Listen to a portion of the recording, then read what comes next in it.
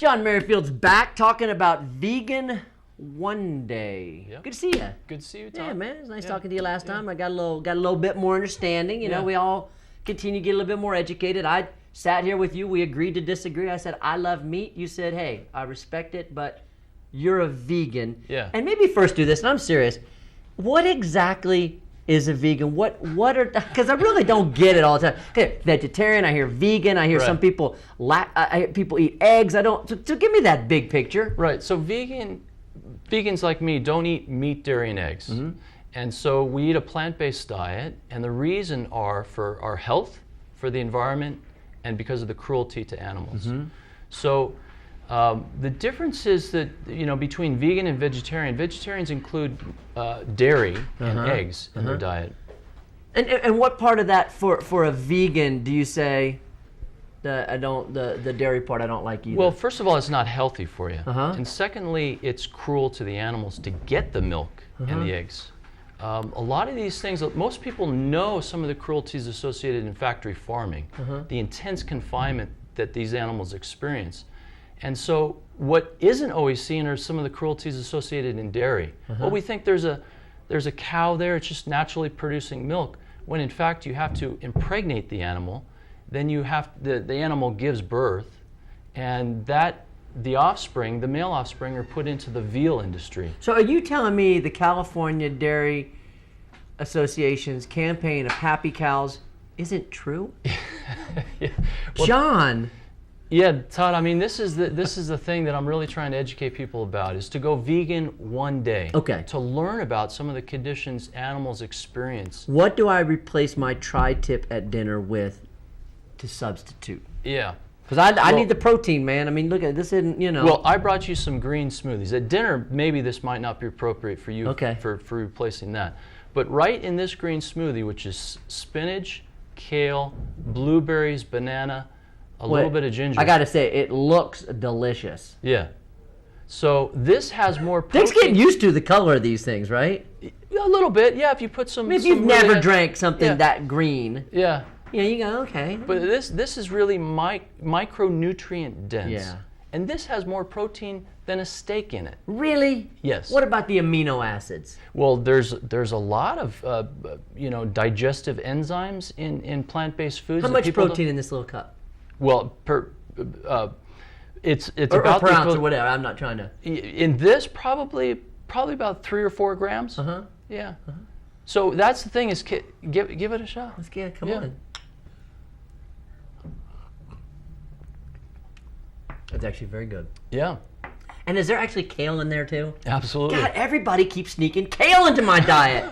My wife's got me doing kale. And I find it's in my eggs last night. Yeah. Well, last night we had spaghetti sauce. Yeah. She had kale in it. Yeah.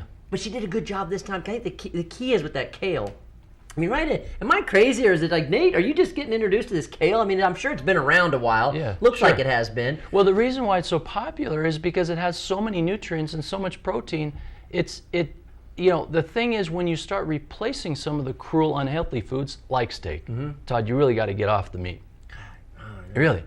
I mean, that's the whole point about stand-up paddling around Lake Tahoe in one day. Yeah. So getting back to that, because you're not going to stop me from eating a steak sitting right here this morning. Well, I don't want you to. See, I want what I wanted to. You're going to just gradually whittle away at me like my wife is? Well, you push out the cruel, unhealthy foods with healthier, more sustainable foods. Mm-hmm. Because Nate and I talked when you left, because John, you were here last week whenever it was. Nate and I had the discussion after. I'm like, can you give up meat? And he said, I can't give up meat. Yeah. And then we had a discussion, Nate and I did, and we said, if they said you got to give up meat or you got to give up beer, and which one do you think we picked? Yeah. We give up meat. Yeah. So I think maybe your pitch should be, you can still drink beer. Right? That's how you're going to, I'm telling you, it's all about like the hook. You got to get them. Okay, I got to make a slogan. That's my new slogan. But the thing is, when you say that, what I'm hearing is how habituated we really are to these foods. What's habituated mean? It's a habit. We habituate ourselves to the foods.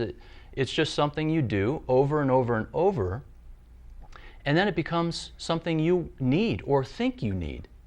So this is something that we have to try to look at and sort of analyze, why are we eating these foods? You do, if you came in here and pounded your fist a little bit more at me, it'd be easy for me to go, get out of here. But you're real nice about it, and it makes me it's not, you're whittling away at me, John.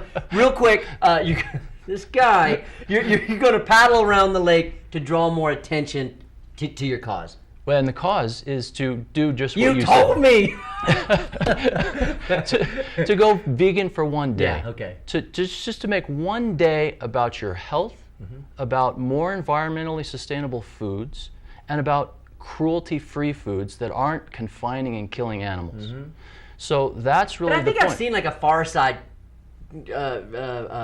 cartoon, like where they're pulling the kale out of the ground. The kale's going, doesn't it hurt? That's a living thing. Sure. Well, plants don't have central nervous systems, so they don't experience pain like we do. I didn't go to college.